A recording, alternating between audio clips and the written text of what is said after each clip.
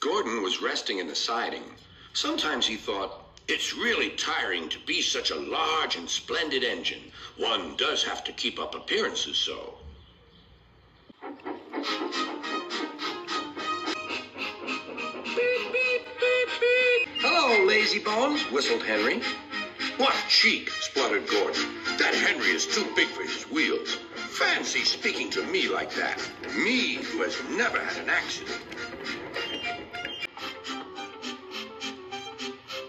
Are jammed whistles and burnt safety valves accidents? Asked Percy innocently.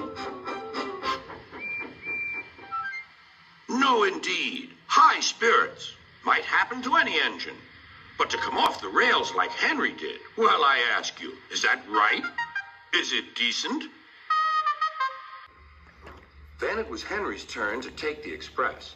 Gordon watched him getting ready. Be careful, Henry. You're not pulling the flying kipper now. Mind you, keep on the rails today.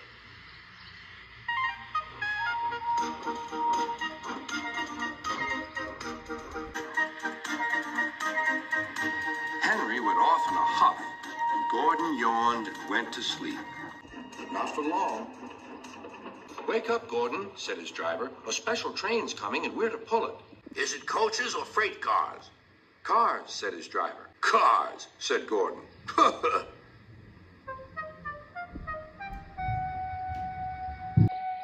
Gordon's fire was slow to start, so Edward had to push Gordon to the turntable to get him facing the right way.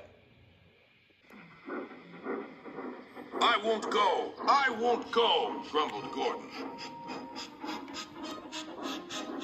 Don't be silly. Don't be silly, puffed Edward.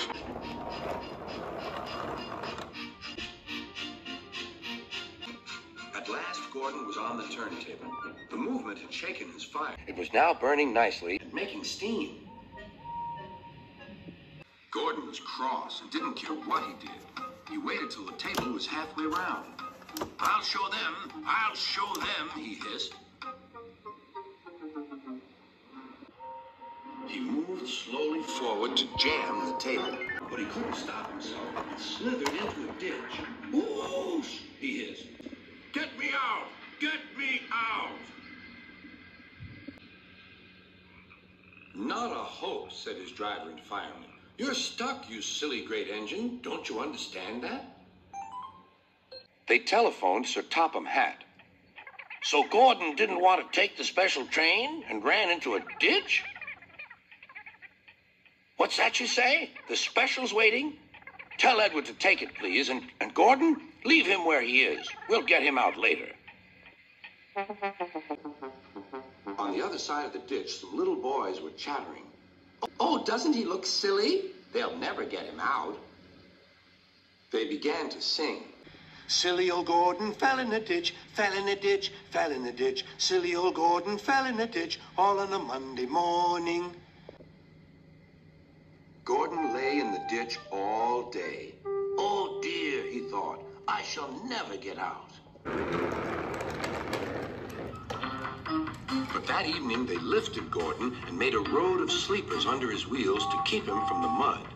Strong ropes were fastened to his back end, and James and Henry, pulling hard, managed to bring him to safety.